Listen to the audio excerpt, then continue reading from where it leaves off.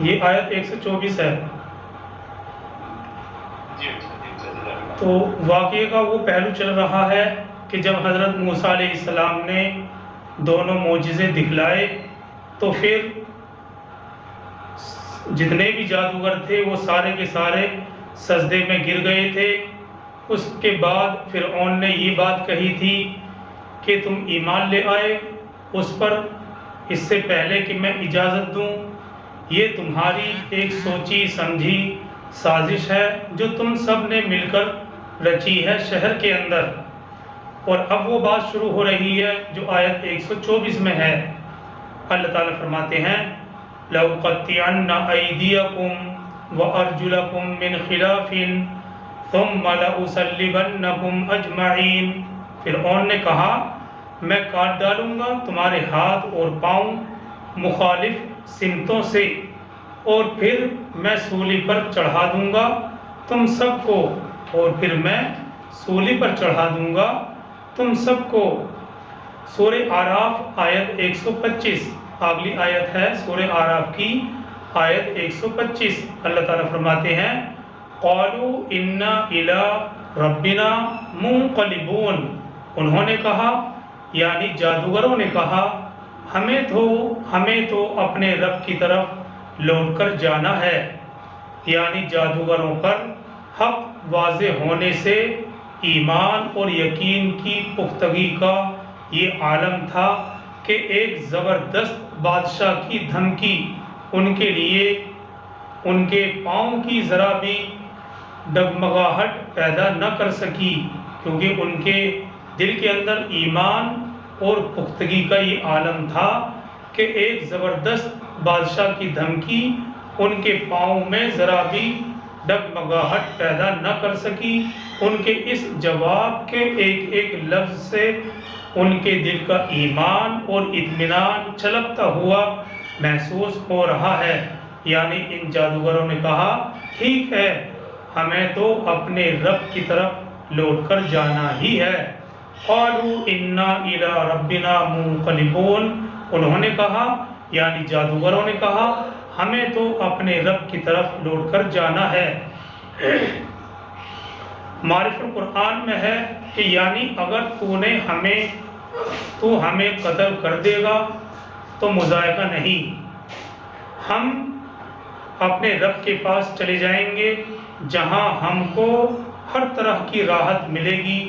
جادوگر کیونکہ فرعون کے ظلم سے واقف تھے، اس لیے انہوں نے یہ نہیں کہا کہ ہم تیرے قابو میں نہیں آئیں گے یا ہم مقابلہ کریں گے، بلکہ اس کی دھمکی کو صحیح مان کر یہ جواب دیا کہ تو ہمیں ہر قسم کی سزا دینے پر دنیا میں قادر ہے، مگر ہم دنیا کی زندگی کو ایمان لانے کے بعد کوئی چیز نہیں سمجھتے۔ دنیا کی زندگی سے گزر جائیں گے تو اس سے بہتر زندگی ملے گی، اور سب سے بڑی بات اپنے رب کی ملاقات نصیب ہوگی۔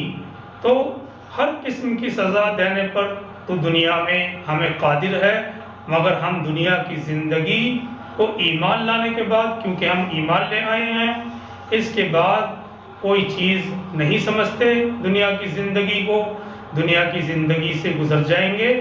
تو اللہ سبحانہ و تعالی ہمیں اس زندگی سے بہتر زندگی عطا فرمائیں گے، اور سب سے بڑی بات اپنے رب کی ملاقات نصیب ہوگی۔ آگے چلتے ہیں آیت 126 کی طرف۔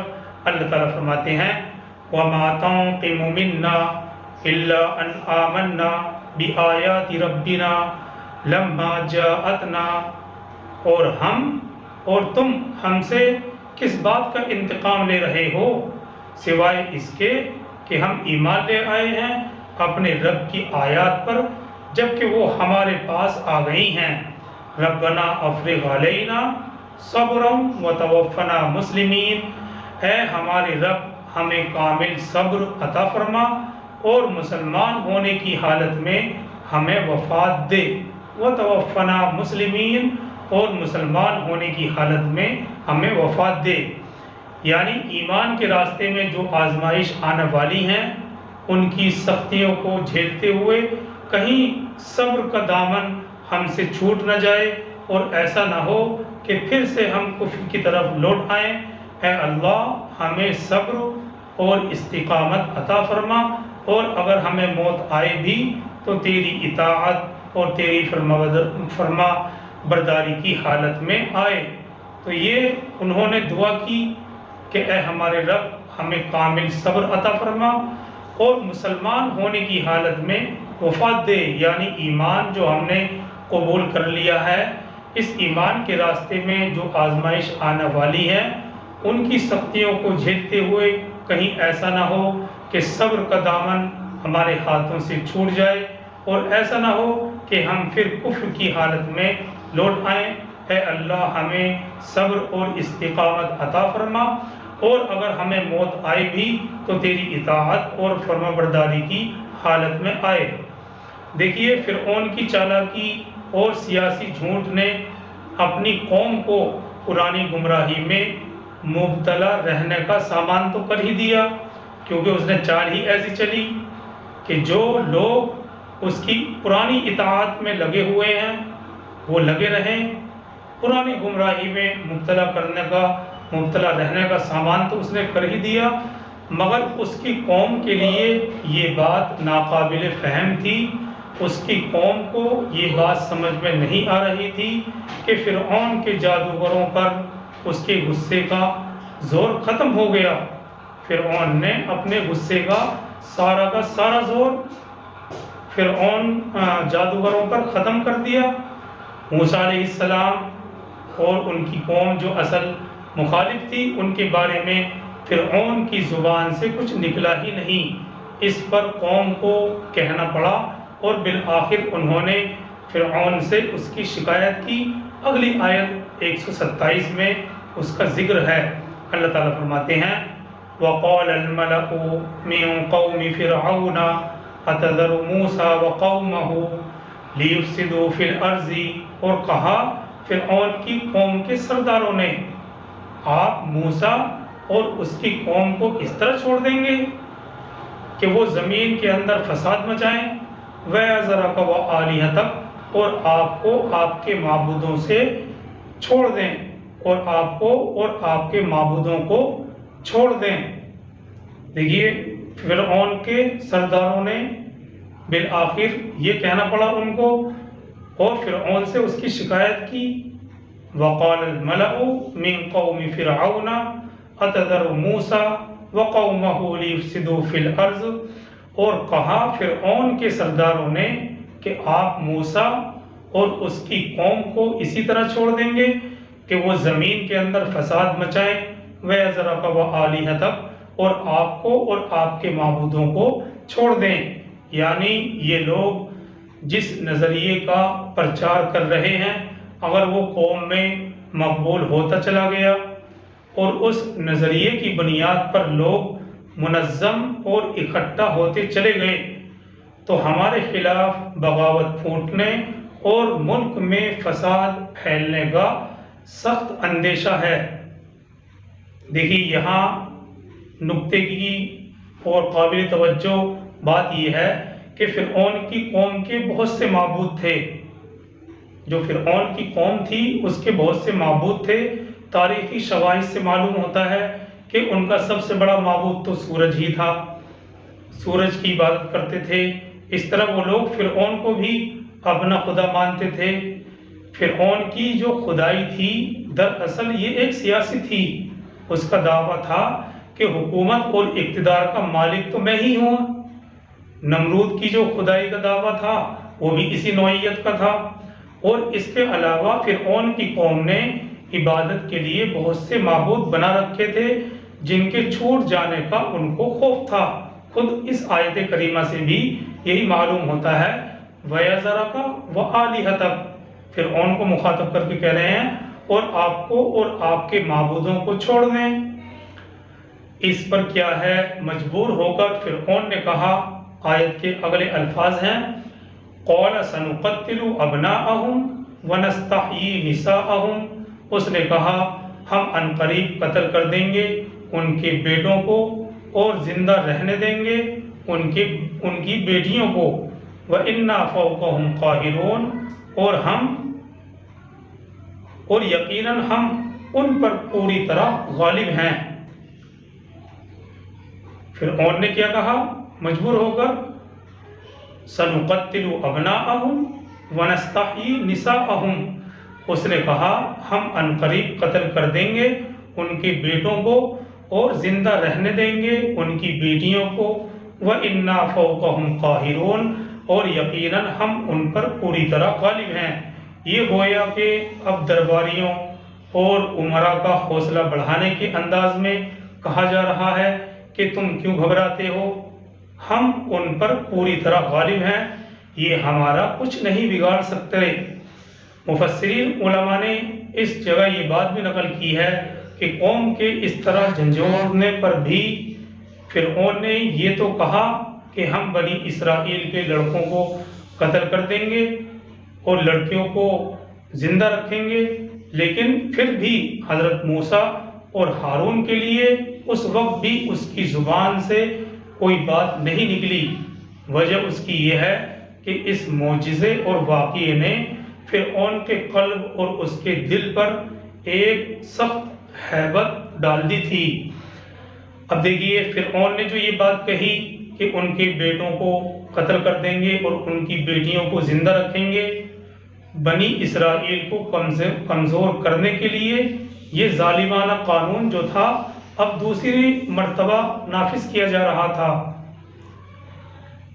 اس قانون کا پہلا نمبر حضرت موسیٰ علیہ السلام کی پیدائش سے پہلے ہو چکا تھا، جس کے ناکام ہونے کا مشاہدہ یہ اس وقت سے کر رہا تھا، مگر جب اللہ سبحانہ و تعالی کسی قوم کو رسوا کرنا چاہتے ہیں اس کی تدبیر ایسے ہی فیل ہو جایا کرتی ہے جو آخر کار اس کی تباہی کا سامان کر دیتی ہے۔ چنانچہ اگلی آیتوں میں ہم خود پڑھیں گے کہ فرعون کا یہ ظلم اور ستم آخر کار اس کو اور اس کی قوم کو لے ڈوبا۔ تو یہ جو قانون نافذ کیا گیا یہ اب دوسری مرتبہ کیا جا رہا تھا۔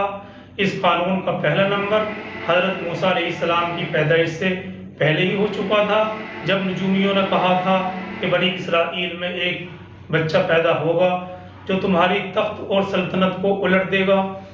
تو جس کے نہ ہونے کا مشاہدہ یہ اس وقت سے کر رہا تھا، مگر جب اللہ سبحانہ و تعالی کسی قوم کو رسوا کرنا چاہتے ہیں تو اس کی تدبیر ایسے ہی فیل ہوتی ہے جو آخر کار اس کے لیے تباہی اور بربادی کا سامان کر دیتی ہے۔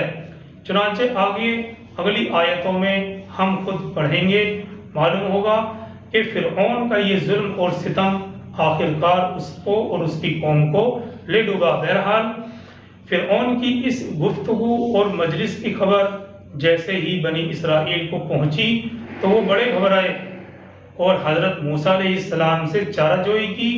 تو حضرت موسیٰ علیہ السلام نے ان سے کہا، اگلی آیت 128 میں اس کا ذکر ہے، قال موسیٰ لقومہ استعینوا باللہ واصبروا، موسیٰ نے اپنی قوم سے کہا کہ اب تم لوگ اللہ سے مدد چاہو اور صبر کرو۔ جب یہ گفتگو فرعون نے کی اور فرعون کی اس مجلس کی خبر جیسے ہی بنی اسرائیل کو پہنچی تو بڑے گھبرائے اور حضرت موسیٰ علیہ السلام سے چارہ جوئی کی۔ تو حضرت موسیٰ نے ان سے کہا، چنانچہ آیت 128 میں اسی کا ذکر ہے، قال موسیٰ لقومہ استعینوا باللہ واصبروا، موسیٰ نے اپنی قوم سے کہا کہ اب تم اللہ سے مدد چاہو اور صبر کرو، ان الارض للہ یورثھا من یشاء من عبادی، یقیناً یہ زمین اللہ کی ہے، وہ اپنے بندوں میں سے جس کو چاہتا ہے اس کا وارث بنا دیتا ہے، والعاقبۃ للمتقین، لیکن عاقبت یعنی آخرت تو تقوی والوں ہی کے لیے ہے، والعاقبۃ للمتقین، اور آخرت تو تقوی والوں ہی کے لیے ہے۔ یعنی اتنی بڑی آزمائش میں ثابت قدم رہنے کے لیے اللہ سبحانہ و تعالیٰ سے مدد کی دعا کرتے رہو اور صبر کے دامن تھامے رکھو، انجام کار کامیابی اللہ ہی کے ہاتھ میں ہے اور اللہ سبحانہ و تعالیٰ تقوی اختیار کرنے والوں کے مقدر بنا دیتا ہے۔ دیکھیے مشکلات اور مصیبتوں سے نجات حاصل کرنے کا یہ ایک زبردست نسخہ ہے جو حضرت موسیٰ علیہ السلام نے بنی اسرائیل کو دشمن پر غالب آنے کے لیے تلقین فرمایا۔ یہ جو نسخہ ہے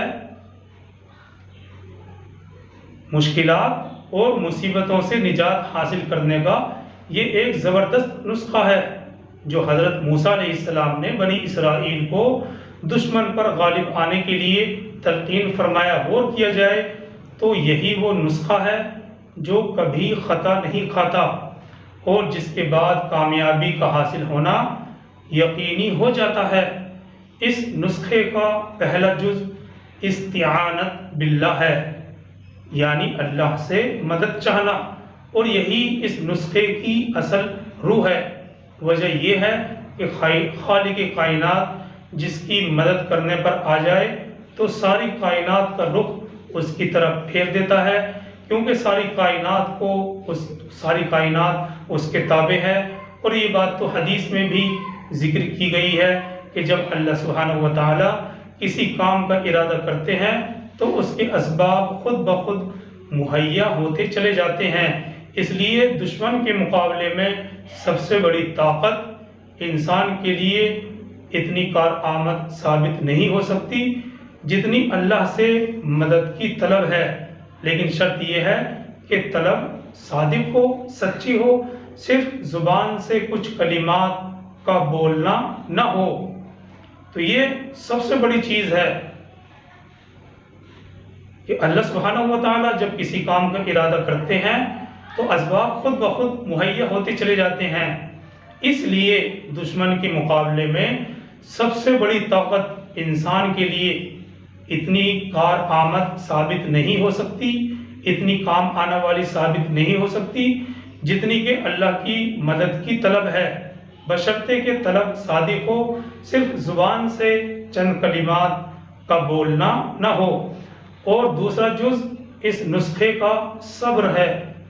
صبر کے معنی ہم پڑھ چکے ہیں، اصل لغت کے اعتبار سے طبیعت کے خلاف چیزوں پر ثابت قدم رہنے کا نام ہے۔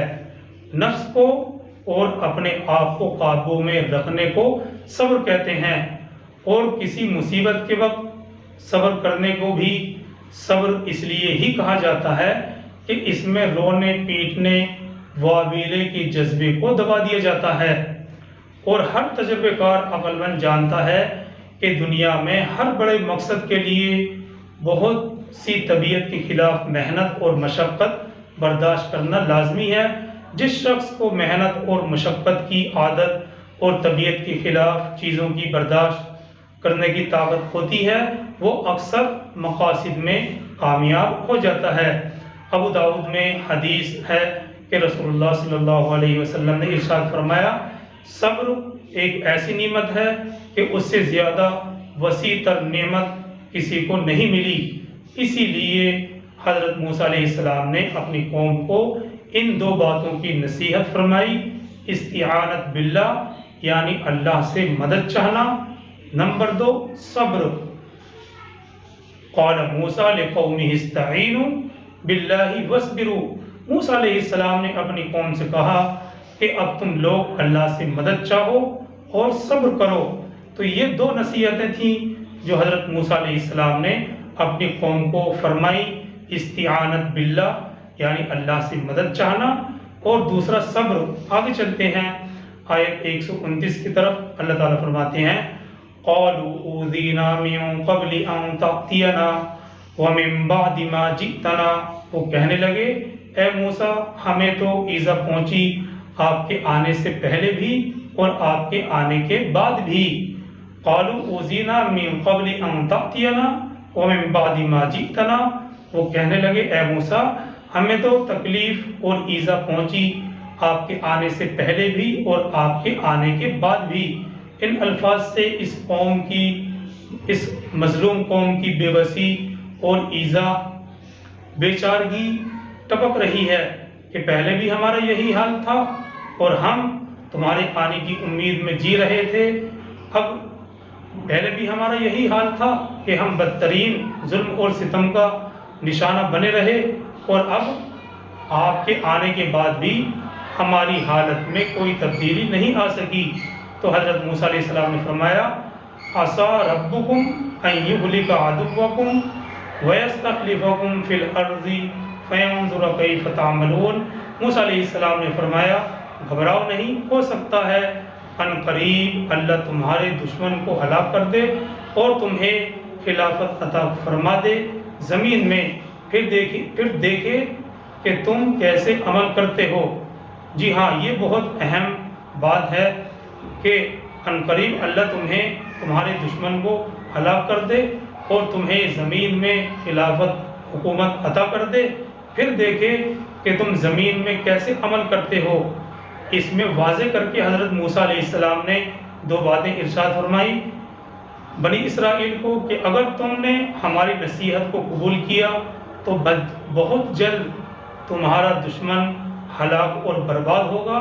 فَيَنظُرَ كَيْفَ تَعْمَلُونَ کے بیان سے اس دنیا میں زمین کی یہ بتلا دیا کہ اس دنیا میں زمین کی حکومت خود کوئی مقصد نہیں، بلکہ زمین میں عدل اور انصاف قائم کرنے اور اللہ کی بتائی ہوئی نیکی کو پھیلانے کے لیے کسی انسان کو کسی ملک کی حکومت دی جاتی ہے۔ اس لیے جب تم کو ملک میں اقتدار اور حکومت حاصل ہو تو ہوشیار رہنا، کہیں ایسا نہ ہو کہ تم بھی حکومت کے نشے میں چور ہو جاؤ اور اپنے سے پہلے لوگوں کے برے انجام کو بھلا بیٹھو۔ تو دنیا کے اندر جب بھی کسی قوم کو یا کسی گروہ کو یا کسی جماعت کو حکومت دی جاتی ہے تو اس کا بڑا مقصد صرف اور صرف یہی ہوتا ہے کہ زمین میں عدل اور انصاف قائم کیا جائے اور اللہ کی بتائی ہوئی نیکیوں کو پھیلایا جائے۔ کسی بھی انسان کو کسی بھی ملک میں حکومت اسی لیے دی جاتی ہے کہ ملک میں اقتدار حاصل ہو جانے کے بعد عدل و انصاف قائم کیا جائے اور اللہ کی بتائی ہوئی نیکی کو پھیلایا جائے۔ تو دیکھو تم ہوشیار رہنا، یعنی گویا کہ حضرت موسیٰ علیہ السلام بنی اسرائیل کو یہ کہہ رہے ہیں کہ گویا کہ تم ہوشیار رہنا، کہیں ایسا نہ ہو کہ تمہیں حکومت مل جائے اور پھر تم حکومت کے نشے میں چور ہو جاؤ اور اپنے سے پہلے لوگوں کے برے انجام کو بھلا بیٹھو۔ تو اس واقعے سے آج کے سبق سے خلاصہ اور نچوڑ یہی نکلا کہ ایک تو حضرت موسیٰ علیہ السلام کا جو واقعہ ہے وہ سامنے آیا، اور دوسرا یہ کہ جب اللہ سبحانہ و تعالی کسی قوم کو زمین کا خلیفہ یا بادشاہ بناتا ہے تو اس کے لیے سخت امتحان ہوتا ہے، اور اس کا بڑا مقصد صرف اور صرف یہی ہوتا ہے کہ زمین میں عدل اور انصاف قائم کیا جائے اور اللہ کی بتائی ہوئی نیکی کو پھیلایا جائے۔ اللہ تعالی ہم سب کو عمل کی توفیق عطا فرمائے۔ سبحان اللہ وبحمدہ، سبحانک اللہم وبحمدک، ونشہد ان لا الہ الا انت ونستغفرک ونتوب الیک۔ سبحان ربک رب العزۃ عما یصفون وسلام علی المرسلین والحمد للہ رب العالمین۔